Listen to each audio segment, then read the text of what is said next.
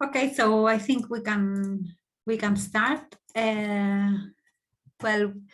Welcome everyone to this last session of the mobility thematic module organized by MedCities. As you know, this is the last session of this set of 4 thematic modules that we provided. So during this session, participants will be divided in breakout rooms according to their language. That's why I'm asking you please to rename yourself and add the name, and also if you prefer English or French, so that I can put you in the corresponding room. Also, since this will be a highly interactive session, it would be nice if you have your camera on. So I think we can start with the explanation. As you have seen, I didn't send you this time the explanation of the study case because it will be slightly different than from the other sessions. So I hope you enjoy it. Thank you all for being here, and thank you, Bable, for organizing this nice session. Thank you, Gemma, for the nice introduction.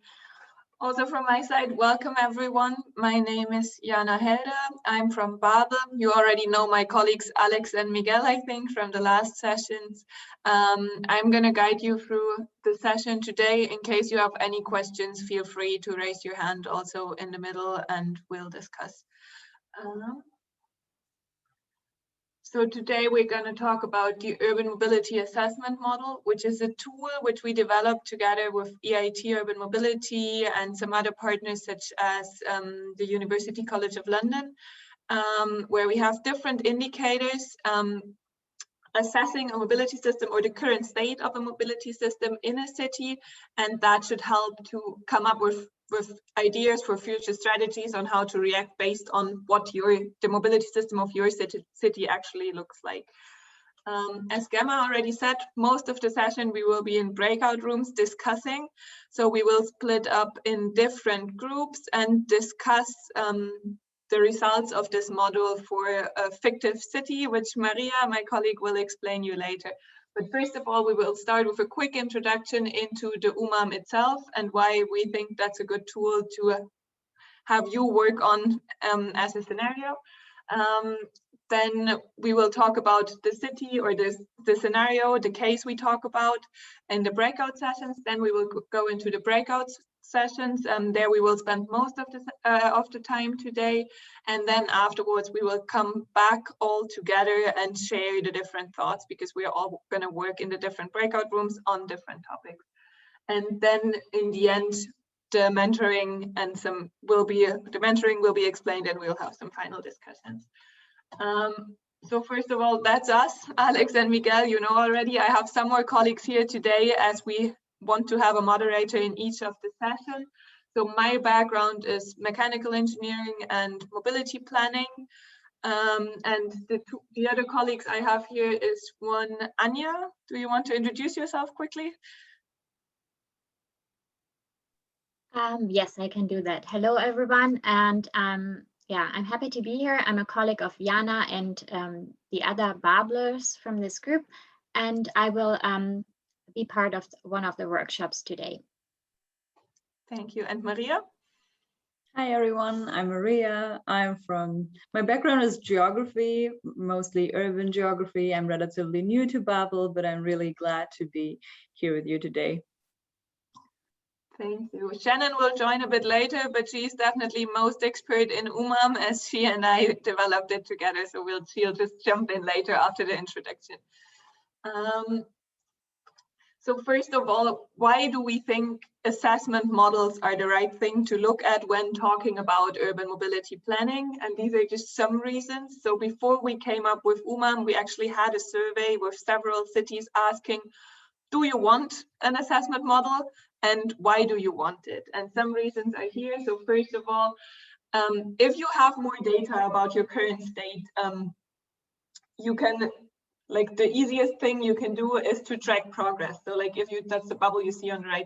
So if you know you are now at this stage, and then you measure the same thing a year after, you see if the actions you've taken within that year actually changed something. So that's one of the main answers we got.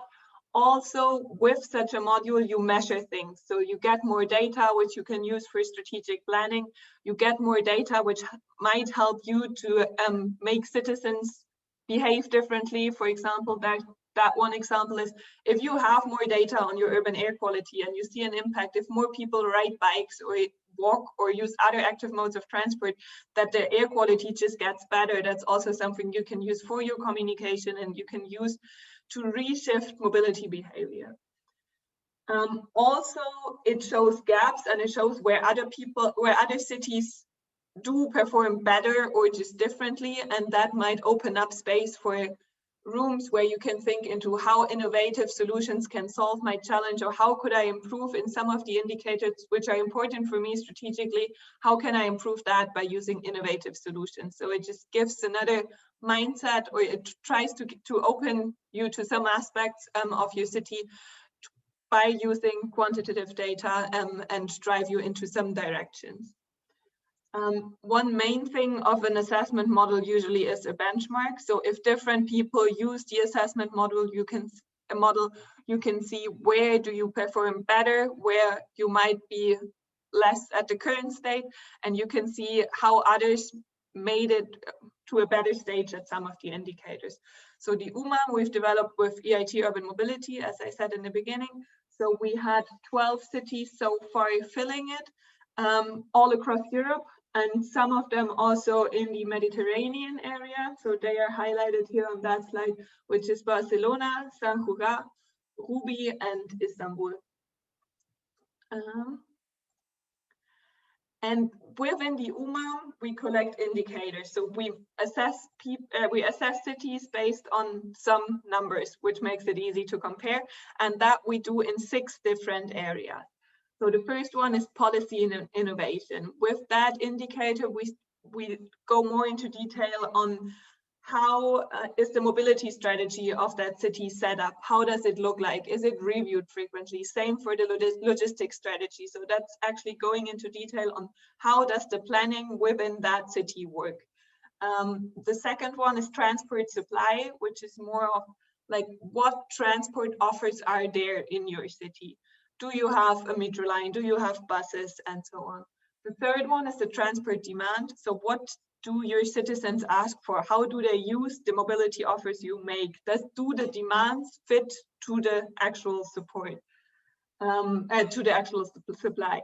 Then the third one is in the direction of data governance. So what kind of data sets do you collect in your cities? And how are they used? So if there's space for improvement, or if there's data you collect already, and then the model goes in the way to see how could you use it maybe in a more efficient way, or if you are already using all your data. The next aspect is on environment. So what kind of environmental impact does the mobility of your city has on the environment? So within the EU, I think it's 30% of the emissions are spent by the transport sector. So that's usually a high share. So we are also trying to reduce the emissions which come from the transport sector. And here we are assessing how are the emissions on air quality, how are the noise emissions, and so on. And then the last one is the social aspects. So is mobility in your city affordable for everyone? Is it accessible for everyone? So these social factors are assessed here. Overall, how does the UMAM work? So we look into these 6 key dimensions, which we think allow us to get a holistic picture of the city, but still not make it too complicated so that cities, or that you can actually use it. And one demand by the cities was that it's a self-assessment tool, so that you can fill in the data yourself. So it's an online template where you can just fill in the data or answer the questions we ask for. It's usually open data indicators, so it's not confidential information, but it's information which partially can also be just found on the web. You can use the tool to demonstrate and track your progress. As I said in the beginning, if you reuse the tool several times, you can see how your city or how your mobility system developed. And it gives you recommendations on like what would make sense to look into or what to do. Yeah, the last thing is we developed it, I said, together with the University College of London. So the indicators we have, I think it's 34 questions which we have for the UMAM questionnaire, and then they are weighted differently. And that weighting we discussed together with several experts on mobility, on like what is most important and how we come to a rating. On this slide, you see more on a broader level how that process works. So first of all, data is collected. And here you see a tiny screenshot of how that looks on the webpage. We can share the links afterwards too. That's the questionnaire where cities themselves can put in data. Then, as soon as all the data is in, an automated scoring report is generated. And you see here the overview. Maria will just afterwards show you a more detailed version of it for the case study we're going to work on. So that's automated. You will get a ranking in each of the dimensions we looked into just before. So policy and innovation, transport, supply, and so on. And the city gets a ranking from 1 to 5, where 5 is best performing and 1 is low performing.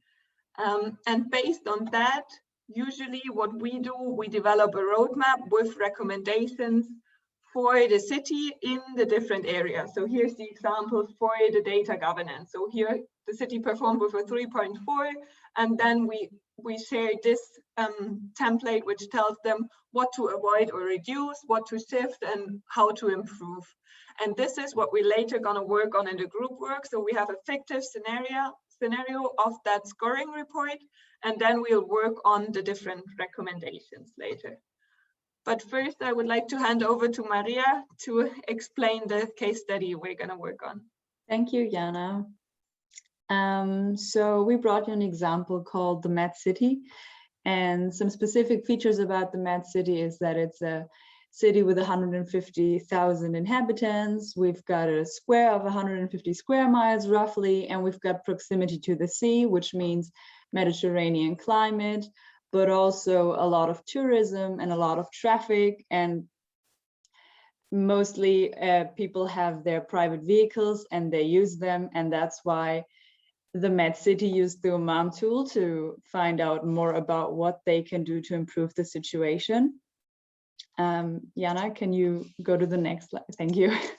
So after they filled out the UMAM tool, we've got the scoring here. And as Jana explained, we've got 1 to 5, and the MedCity is basically in the middle or even lower, which is not so good, but which also means that there's a lot of room for improvement. So for example, the environmental aspect is not that good and the transport demand, but we're gonna look at that closely now. So the first thing is policy and innovation. MedCity noticed, okay, their urban mobility situation is not that good, and they've got an integration strategy plan defined, but it's not yet fully implemented.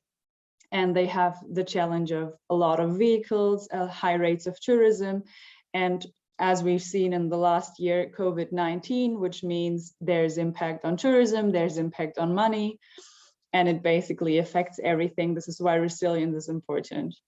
When it comes to freight, they have a last mile policy implemented, which is good. However, the management could be easier, it could be digitalized, for example, and also, again, resilience is important. And when it goes to research and development, there are new mobility projects, they have innovation pilots, they've got 3 in the MedCity. However, there's a lack of direct participants. So, for example, how many people want to participate, want to invest in that in the pilot? That's a problem because if the budget is low, it's going to be really hard to implement the pilots. And then the next one is transport supply. So in the MedCity, there's a bus service, but there is neither a metro nor a tram. People usually sit in their car on their own because there are no ride-hailing options. There's like 2 bike sharing services which are used depending on the climate, but also no electronic vehicle charging stations. And as I already mentioned, we've got car ownership, high number of cars, high emissions, and people can rely on their car, But what can the city do to reduce that? They have to collect data, which they haven't done yet fully. And then transport demand, which is also a really low score because we looked at the modal split of MedCity. And a good thing is people also cycle and walk. However, there's only a bus, or you walk or cycle. And if it's far, people usually take their vehicle. So what does the MedCity want to do? They want to reduce emissions, and they want a better public transport network so that people use the public transport instead of their own car. And what does that mean for traffic flow and efficiency? If a lot of people take their car every day, we've got a lot of congestion, we've got a lot of emissions, and that's going to be mirrored in the environmental aspect later as well. Then the next one is data.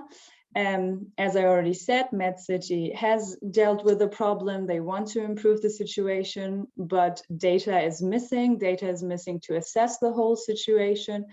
And they've got, the good thing is there is open data and third parties data, but overall there's few collected. So the basic categories that are collected is travel behavior or socioeconomic statistics, but there's a lack of data for real-time disruption and active transport, for example. And then the next part is environmental. There is no low emission zone in the city center so far, which means the air quality is not good and there's a lot of greenhouse gas emissions. And also, which is important for the people living in the city, there are only a few quite urban areas because they are lucky, they are close to narrow streets where cars can't pass, but a big share of the inhabitants in the city have high exposure to environmental noise, which is also then afterwards not good for their health and not good for the overall situation. And the last big dimension is social. This is one of the better scorings because, for example, public transport prices are low. In the MedCity, a general bus ticket costs $1.90, which is affordable, which means that households can spend the money on the bus. However, some of the buses are not accessible, for example, for people in a wheelchair. And there's traffic calming zones is an idea, but they were not yet implemented in the basic city center, which also means that the safety isn't that good, especially for children that are just on the streets in the city center. And that's something they want to change in the MedCity as well. And now I want to give back to Jana and we can go into teams. Thank you, Maria. So now we're going to go into the breakout sessions. If you have any questions before, feel free to speak out or just raise your hand right now. We designed the breakout sessions in a way that two of the dimensions Maria just introduced will be discussed in each of the breakout rooms. So in breakout room 1, we will focus on policy and innovation and the environmental aspects. In breakout room 3 with Anya, who you already met, you will focus on transport supply and transport demand. That will also be the French-speaking breakout room. And in the second room, Shannon will focus on data governance and social aspects. Shannon, we had a short introduction in the beginning. Do you quickly want to introduce yourself? Yes, hi everyone. Sorry I was a bit late from another meeting. I'm Shannon Masika, looking forward to whoever joins our breakout room, along with Jana and our other colleagues that collaborated in developing the UMAM. I helped in developing specifically the social aspects indicators and the environmental aspects indicators. So particularly my breakout, I'm excited to look at the social, but it'll be cool to look at the data aspects too. Thank you, Shannon. So in the rooms, I think Gemma will move us in a minute. We'll talk about this template. So we'll have this template for each of the different areas, and we'll discuss for each parameter Maria just introduced for the MedCity. So we have the current state of the MedCity as Maria introduced it, and we're just going to discuss on how could they improve on this indicator. Are there any actions they should avoid or reduce? Are there any actions they should shift or maintain? And are there any actions on how they could improve? for each of the, so first of all, it's most important to just collect a lot of actions and see what kind of ideas we have on how we could improve the MedCity. And then in the last bit, we will probably discuss on whether that's a short-term action, long-term action, or mid-term action, and how complex it is to implement this. So Gemma, I don't see any raised hands or questions. So I think yeah. Yeah, I think I have most of the people allocated in rooms. I'm going to open them now, so you will receive a message. So you have to accept it to go to that room. If any of you, because some of you didn't rename yourself with the language, so I guessed a little bit. If any of you is not happy in the room, just let us know and we will change you to the other language, okay? So I'm going to open them now. And you should receive the message and you should start joining. Let me know if, yeah, okay, I see some of you already.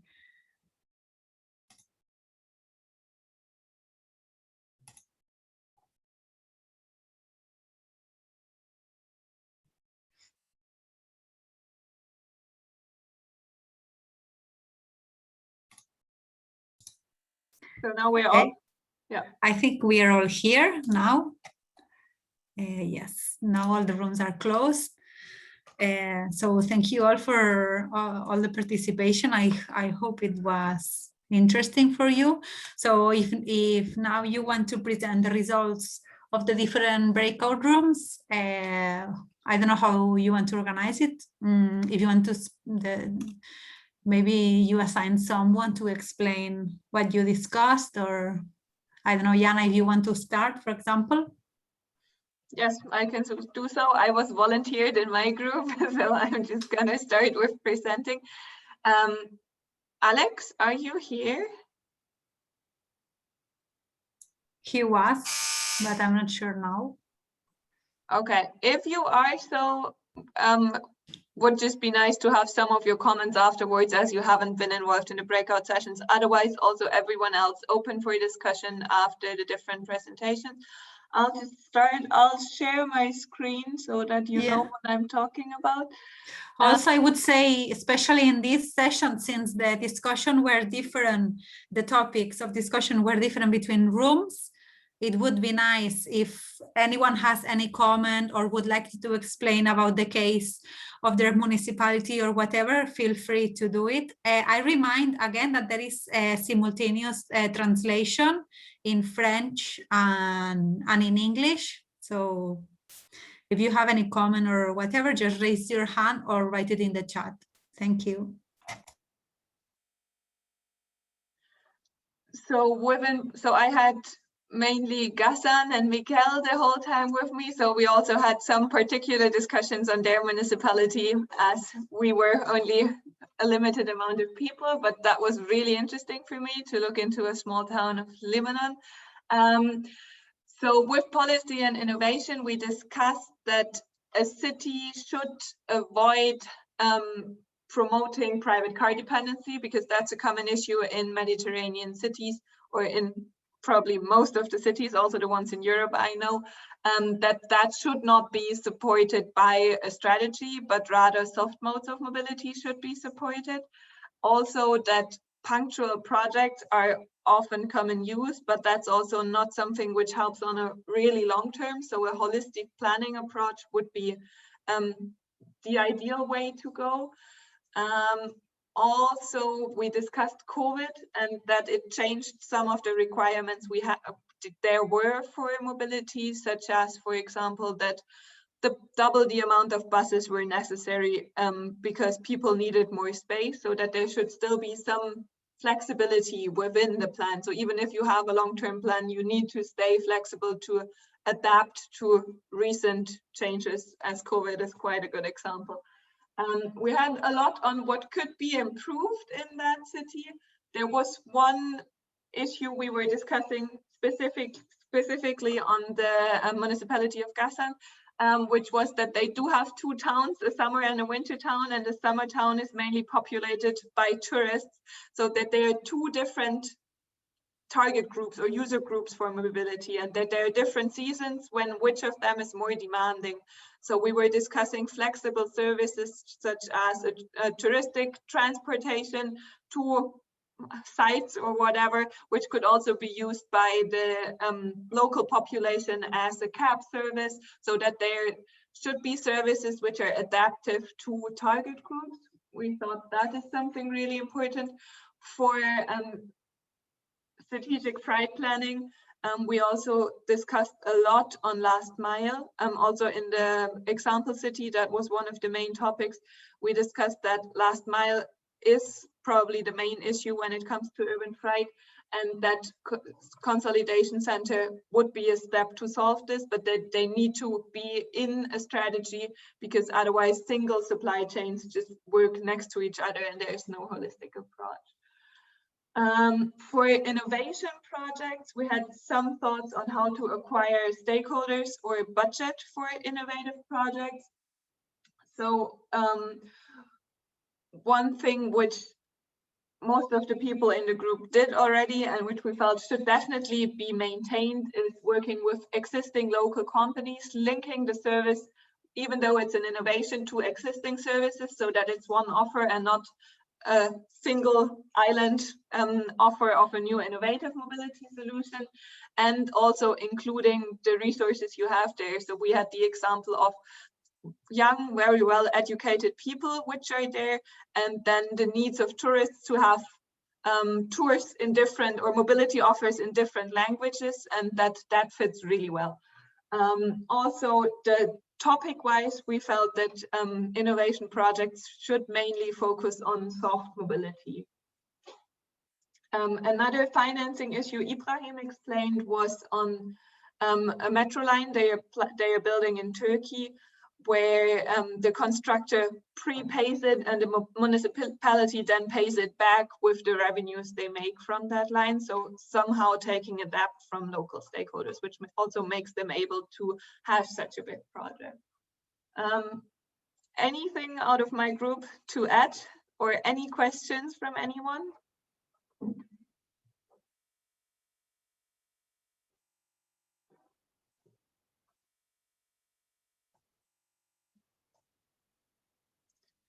Okay, if not, I'll move to our second topic, which was environment.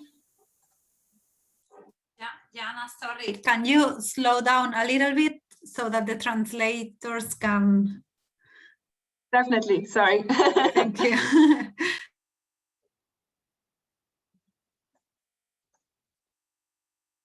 Okay, still any questions, comments?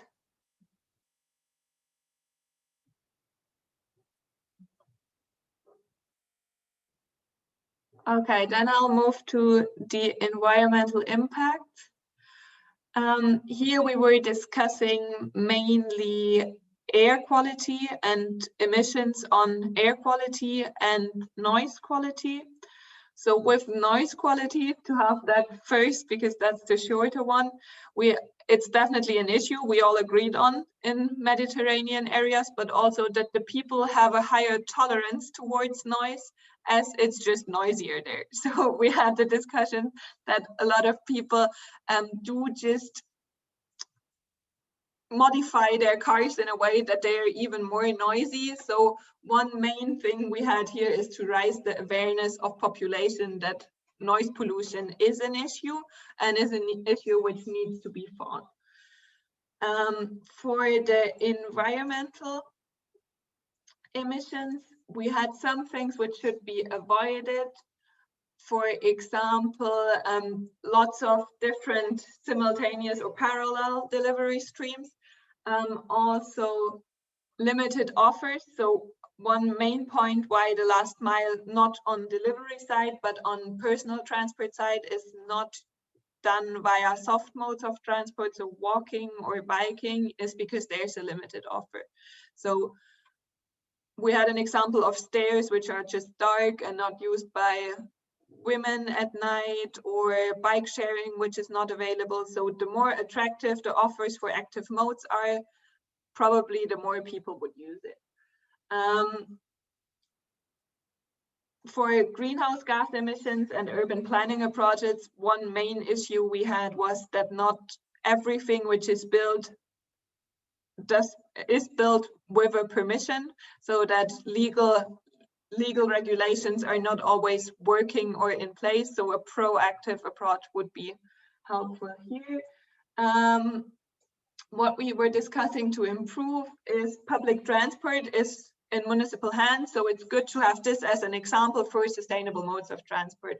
So for example, Ibrahim explained that they now use for public transport only natural gas buses.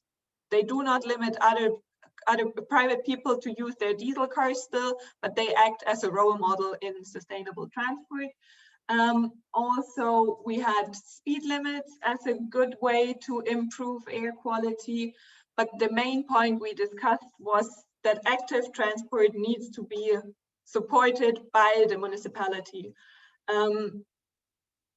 And one issue we had where we did not really come to a point, and it was the last thing we discussed, so I would like to raise the question here. If there's height difference or a lot of altitude within the city, soft modes of transport are less attractive. There's we had an example of Monaco where lifts were implemented, but that is expensive. And if we use coal electricity, it's not greener than just using a car. So do you have any examples or ideas on how soft mobility could be enforced or made more attractive if there's a lot of altitude within a city? Any thoughts?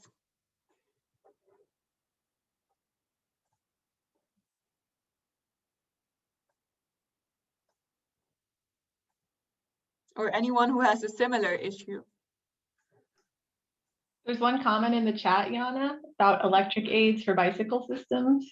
Mm-hmm. Yeah, no, good point. Also something we discussed. Yeah. Also, e-scooters might be help. Not necessarily if the infrastructure currently is theirs, but it might be also an option. If there are no further comments and no additions of my group, I would hand over to Shannon.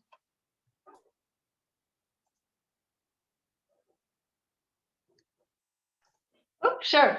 And we actually did not nominate a speaker in our group, but most people had to keep their mics off, I think, due to reasons of shared spaces. So I'll go ahead and present if that's okay, unless if anyone from my group wants to speak, you're more than welcome to. Please just jump in whenever you want to.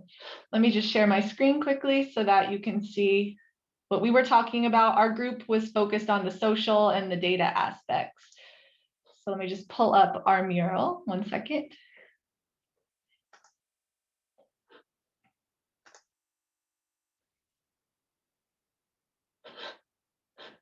Are you looking at my screen now, the mural? Yes. Okay, perfect. It wasn't highlighting for some reason like it normally does, but if you have any issues. Shannon, just remember, sorry, to speak slowly for the simultaneous Thank you for the reminder. Thank you, sorry. No, it's no problem. It's good for we are working across languages often, but we need a reminder every now and then. So we started with the social aspects. So we're looking at 4 main areas of transport pricing, accessibility, traffic calming, and safety. And the city overall, the MedCity, scored at around a 2.5, so kind of middle of the road for this area. So there were definitely some good things going on, but also some room for improvement. So we said for transport pricing that one thing we should do is avoid or reduce problems with the payment systems, considering that maybe there's multiple types of ways you can pay for the system, whether it's mobile app, whether it's card, whether it's cash. So making sure that payments are seamless and you have not so many problems. One thing the city's doing really well is they have low transit prices. They also have a low household share of spending on transport. So that's something that they should maintain. And that's why we included that here. For alternatives, one idea was to have an alternative type of pass for being able to pay. So one example could be that in some cities, a card that is being used to access other services might also be used to access transit, or alternative could also mean mobile payments. I think there's several options there for what alternative could mean, depending on MedCities context, if we had a little more information. In terms of the accessibility, one idea was that we should avoid high waiting times. So really we should have lower waiting times by organizing bus stops in appropriate places. And so avoid or reduce long waiting times. I think these two go hand in hand. Things to shift and maintain. One is having good density of transit stops. So making sure that stops are not too far apart so that everyone has one in their local community that's not too hard to access. We did have one question in our group about if you have a higher density of stops or if you have more stops along a route, does that increase waiting time? And it's something we talked about is it can depend.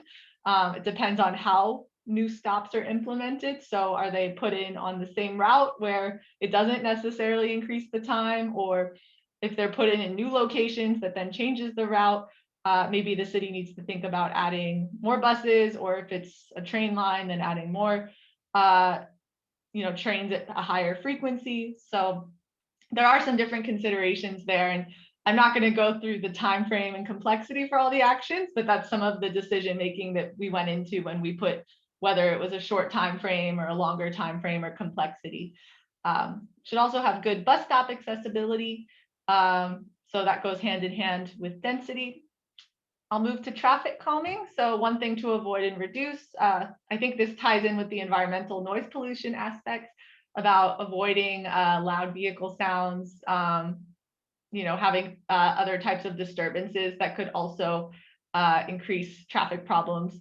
And things to improve would be having better traffic condition notification in the city, just better awareness, I think, for all road users, thinking about a complete streets type approach, so that you're considering the needs of people on all different types of transport. Also, the city does not have a defined traffic calming zone.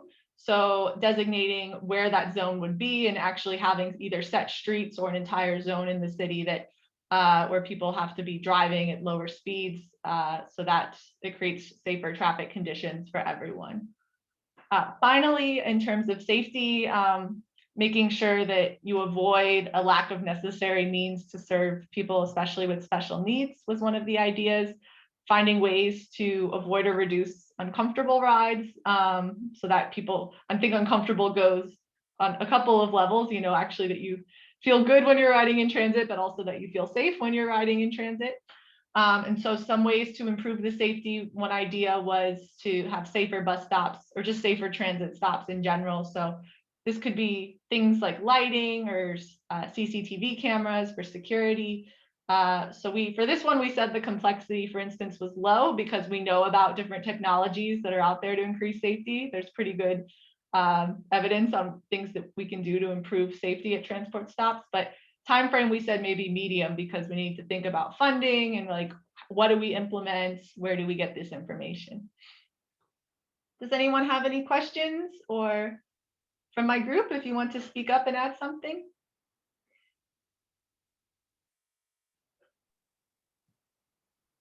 And I hope I'm talking good speed for the translators. Yana, yes? Just one question on the traffic calming zones, because we have also been discussing them. Mm-hmm. Did you discuss on where to best locate them? No, we didn't have too much discussion on that. But I think, that's also something that maybe is city specific. Like if you can look at also our other topic was data. So we're going to move on to that. But if you had good data on where are the highest accidents occurring, highest road fatalities, those would be good first areas to target if you had to prioritize. So yeah, I think that's a good question.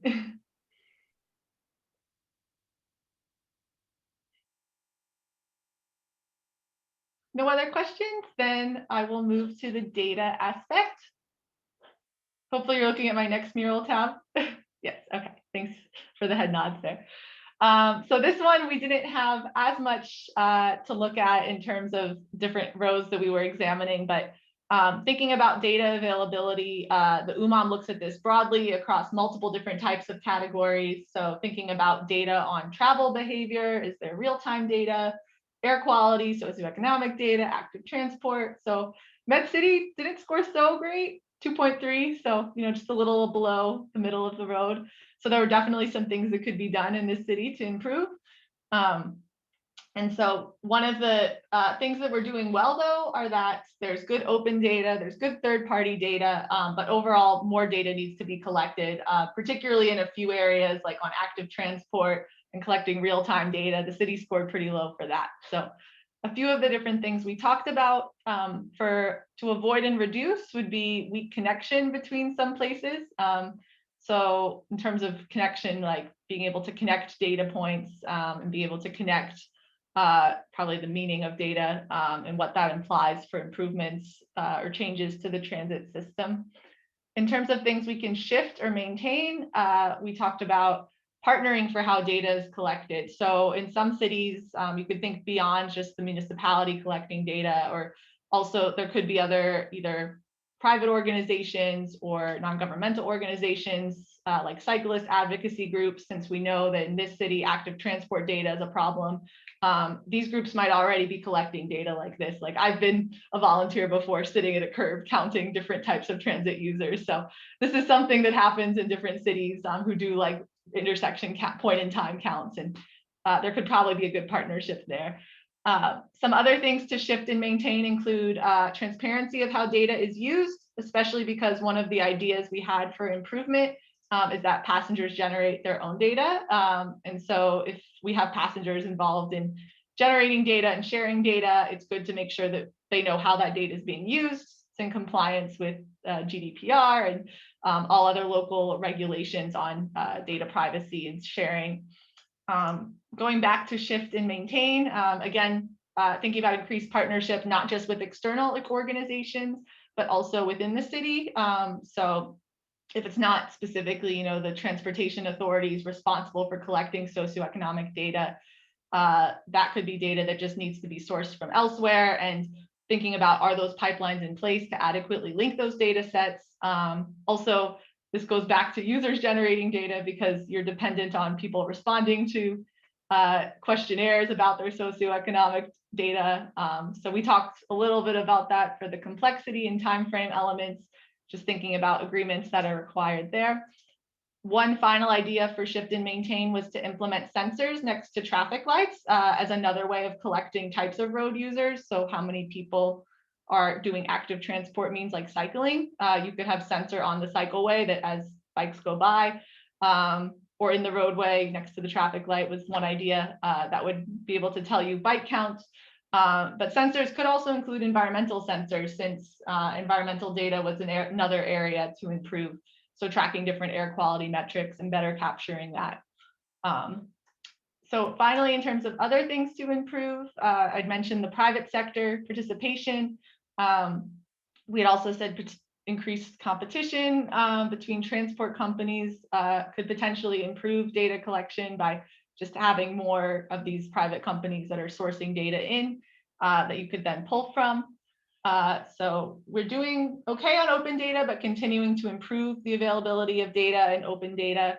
Also increased collection of real-time data. That was indicated as one area we needed to improve. So it could be through things like third-party app partnership. I gave an example of one city I lived in where I wanted to know how long I had to wait for the bus. The city didn't have a good way to tell me, but there was a third-party company that developed a real-time app connected to Twitter to let you know, can you go outside now to your bus stop, or is your bus going to be delayed 30 minutes? So thinking about those types of collaborations. And then finally, ensuring and improving that there's continuity in collecting data for updates, whether that's updates to apps or updates to the system, probably that's just, and we said that that is a short-term time frame in terms of that it should be done soon, but that it needs to be implemented over the long term. So that was also what we were thinking about when we thought about time frame and complexity, was that time frame can kind of change, or you might have a pressing need to do something now, but it needs to be implemented in the long scale. And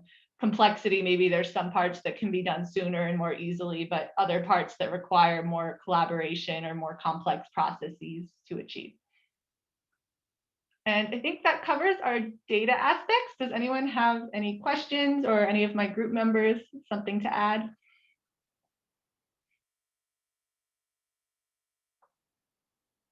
No?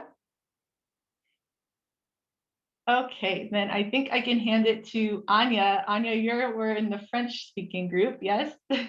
Yes, and I do have a volunteer from our group. If Maria would be so kind and already share our screen from Transport Supply, and I hand over the word to Monsieur Sherif, s'il vous plaît. Merci.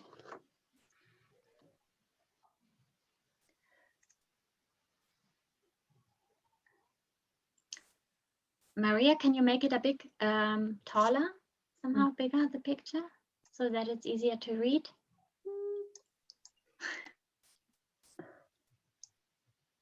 Yep. Okay.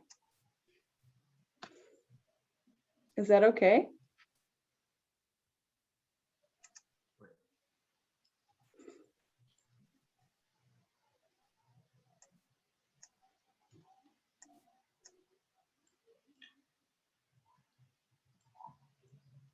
Oui, vous m'écoutez, donc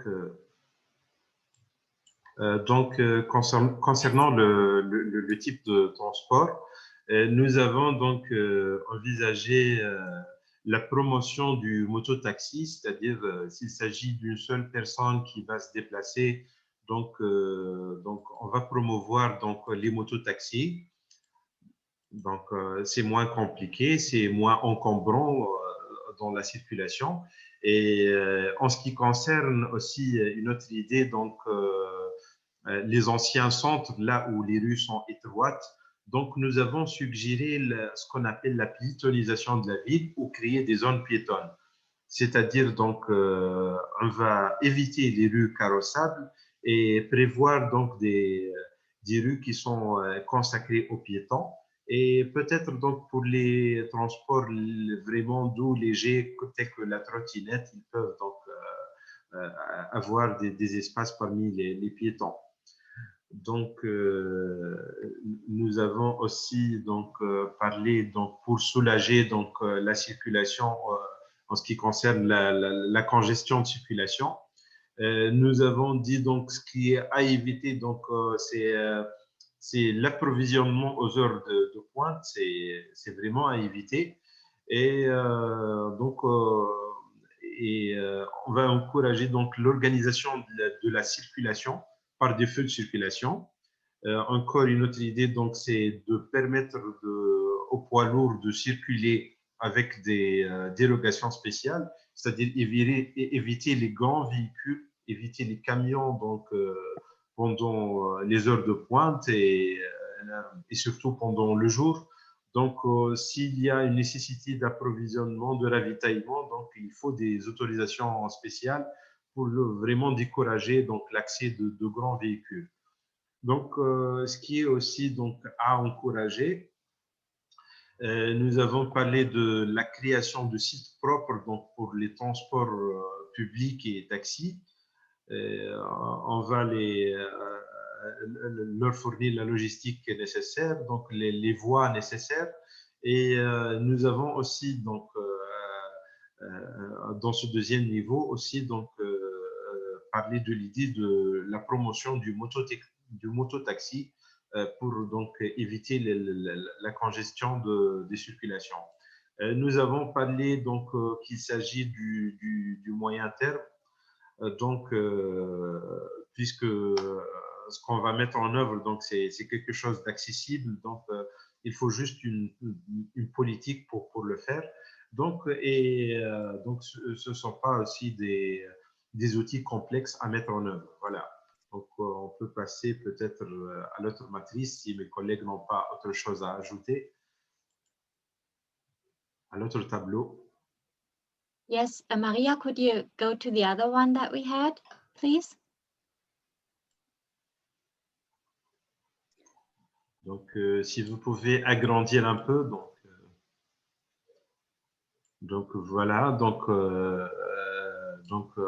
parlant de transport, nous avons dit que ce qui est vraiment à éviter, donc c'est les stations de bus qui sont pas accessibles donc pour les personnes à mobilité réduite. Il faut vraiment prévoir des stations accessibles là où on peut circuler avec des chaises roulantes, etc.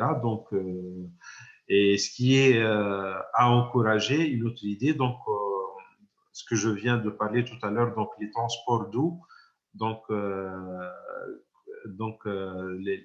parle de vélos électriques, de trottinettes, donc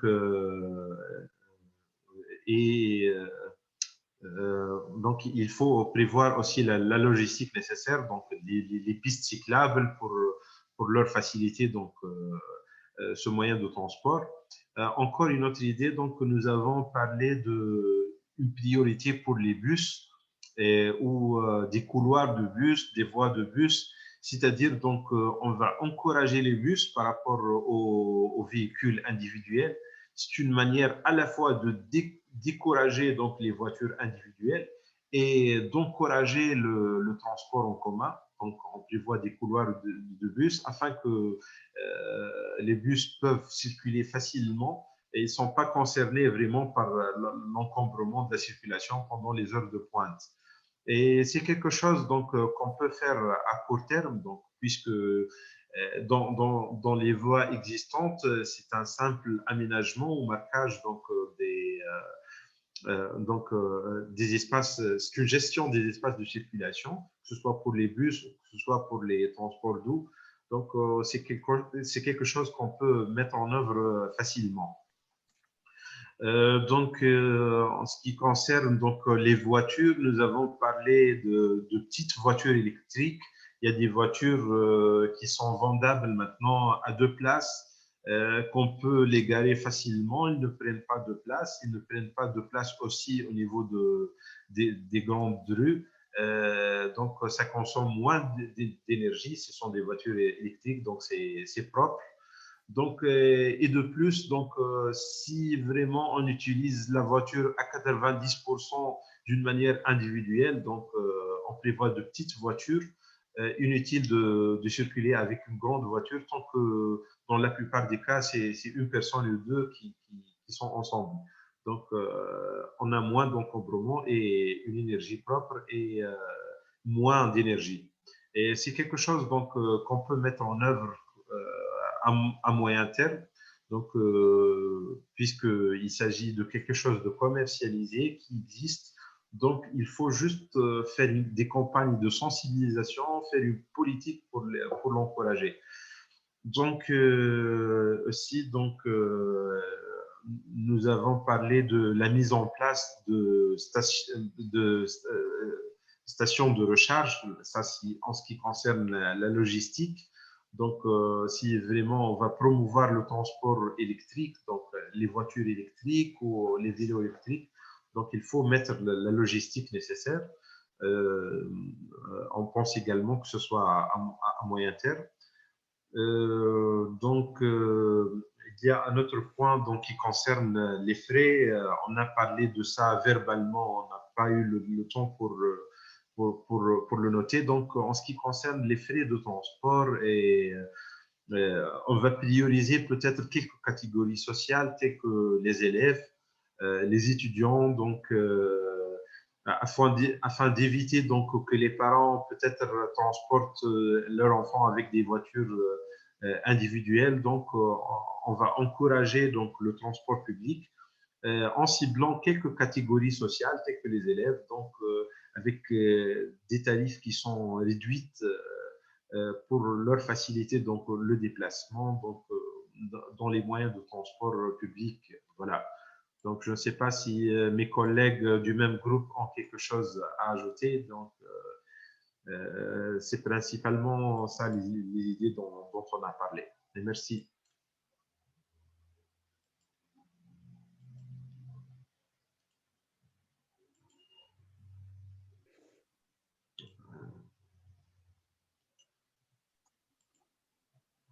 Thank you very much for the presentation. I think one thing which we had across all of the presentations goes in the direction that the future should be a modal shift, and a modal shift towards active modes of transport. I think every group has been discussing this, but a lot of very interesting insights. Does anyone have a general comment, any thoughts, any questions?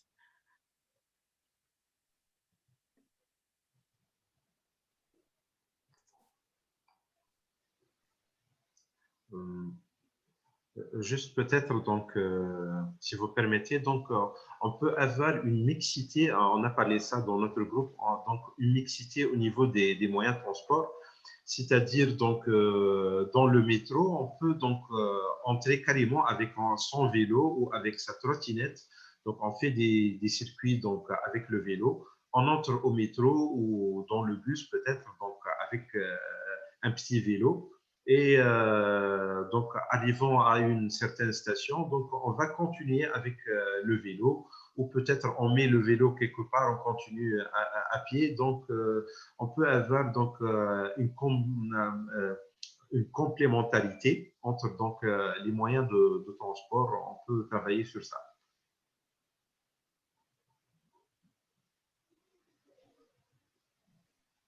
Yeah, thanks for that comment. Definitely, like a seamless integration is one of the main targets there should be in future, and which is also necessary to increase the usage of active modes of transport, because for long distances, this is definitely necessary. Thank you. Thanks a lot. Any other comments, Shannon? I can just add to that. That's a really good point. And also having enhancements that then promote people to want to use that seamless integration. So I think about bringing my bike on the bus or parking my bike outside of a station, and I want to make sure that my bike is secure. And maybe that's bike lockers or other types of enhancements that, you know, make the station itself safer. I think there's ways that you can actually at the same time improve safety for both, you know, somebody traveling by train and somebody storing their bike at the train station, and thinking about how those types of assets make it easier for people to want to use these integrated transit modes.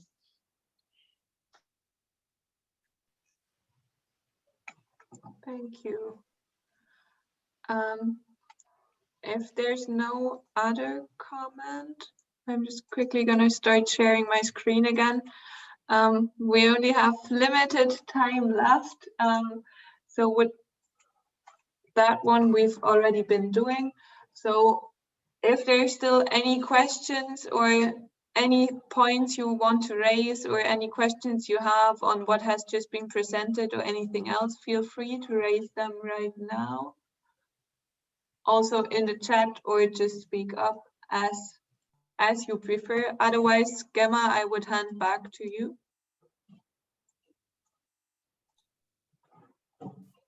Okay. Okay, I think Hassan has a question. Kind of. Yes, thank you. It's more a suggestion, if I may. I think that by and large, the 4 sessions that I attended with a lot of passion, and I learned hugely, lead me to suggest to you that we should always think circularity. Or no, I know it's a buzzword today, but for example, if we talk about mobility today and do not link or find a seamless way, even from the design stage, to connect and to influence the decision-making on the urban planning issues, for example, especially in our countries where both are dissociated, we will never achieve what we need to achieve, which is a true sustainability of any action that leads to preserving the environment while considering, for example, mobility or other issues. So I think the 4 sessions that we attended would allow us eventually, if I may suggest, those of us who will maybe try to make the link, if we can find a way to propose a session or a webinar, at least one webinar, on the way to link all these 4 issues being the urban environment and the environment in general, solid waste, mobility, and renewable energy, because there is definitely a nexus between the 4 that we'll be able to find, which would at least be a good matter to integrate or to embed in any strategic plan. Because when we talk strategy, we should really think circularity. I wish to thank you all very, very much. It was a very inspiring session. I am a person I am a civil engineer, and I have never honestly been exposed to so much rich content as we did during these sessions, and especially the one on mobility. Thank you. Thank you, Gassan, for the nice comments. Yeah, I think it's true. No, today I heard, like, for example, you were saying, well, I don't remember which one of the groups was because I was jumping from one to the other, but you were mentioning about the potentiality to use like green spaces to also regulate the traffic. So this is, of course, highly related to the first model of environmental management, also to the energy, also.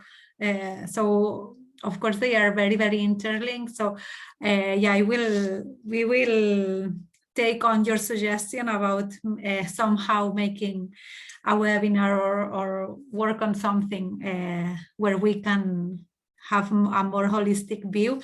I would also say that, for example, if any of you, of course, have any suggestion or would like to work further on one of the topics that has been that has been talked about on these days, or if, for example, I don't know, I'm just saying we can create like working groups or whatever on any specific topic, collaboration between municipalities, between from the same country or different countries, whatever. Of course, you know that MedCity is always very happy to hear about your ideas and to try to bring them into action. And maybe the most immediate way of doing that will be the mentoring process, linking to what I was going to explain now. So I'm sorry for those of you who have heard me explaining this 3 more times, but I'm going to explain again for the participants who are not in all the sessions. I'm going to share my screen. Well, first I'm going to share the link here in the chat. 1 second. I'm going to share 3 different links, okay? 2 of them are an evaluation form, one in English and one in French. And then the 3rd link is the one for the application for the mentoring process, okay? And now, yes, I'm going to share my screen here. Can you see it?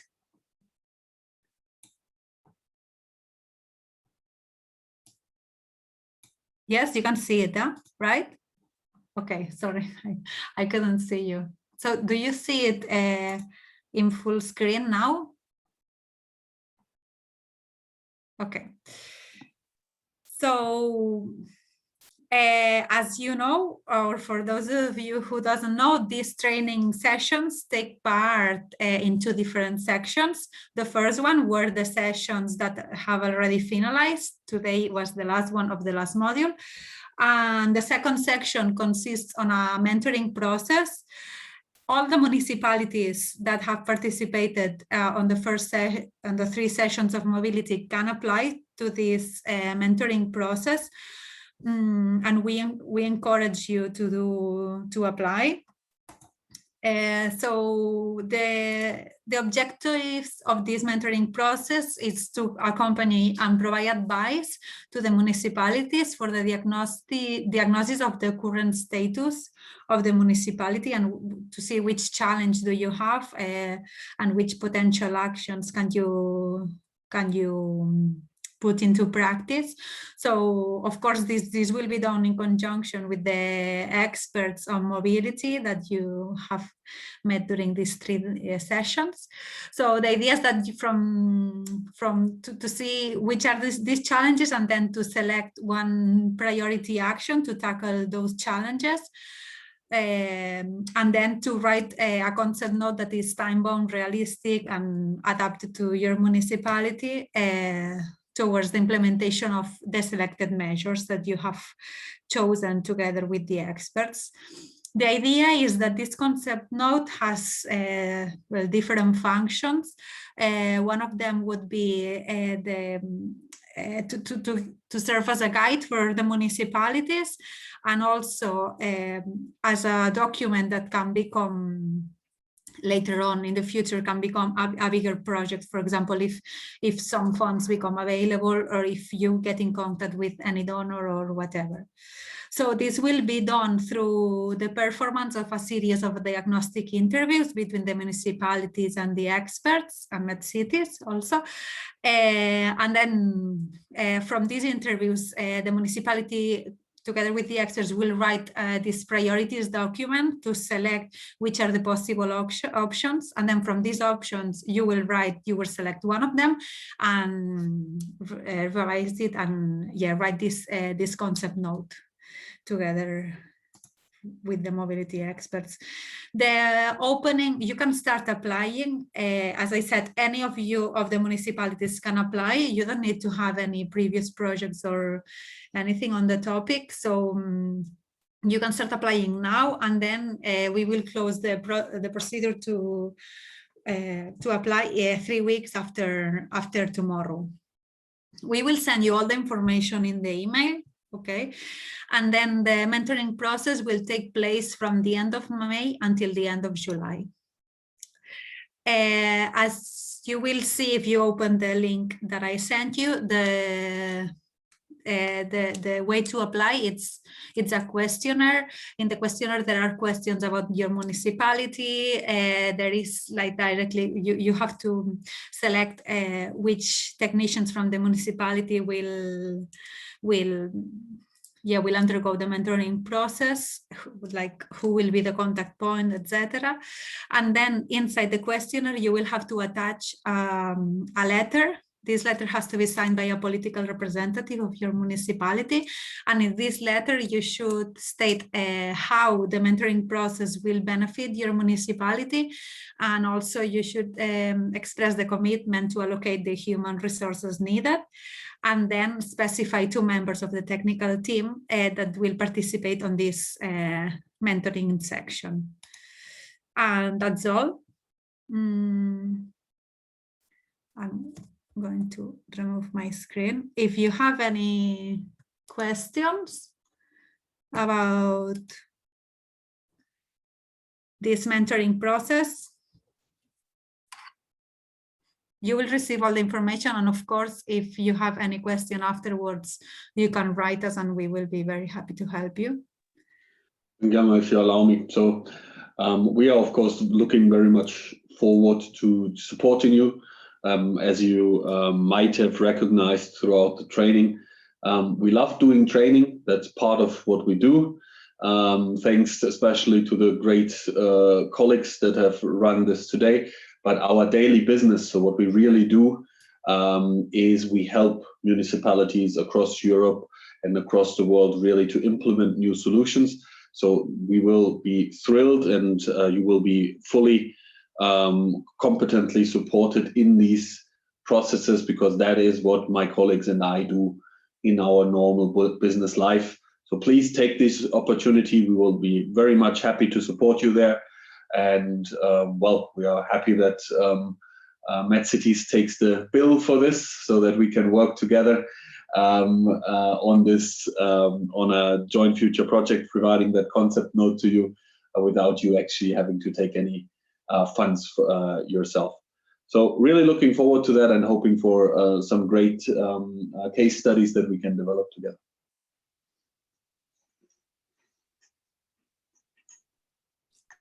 Thank you, Alex. So I don't know if anyone has any last comments. This is the moment? If not, we will wrap up.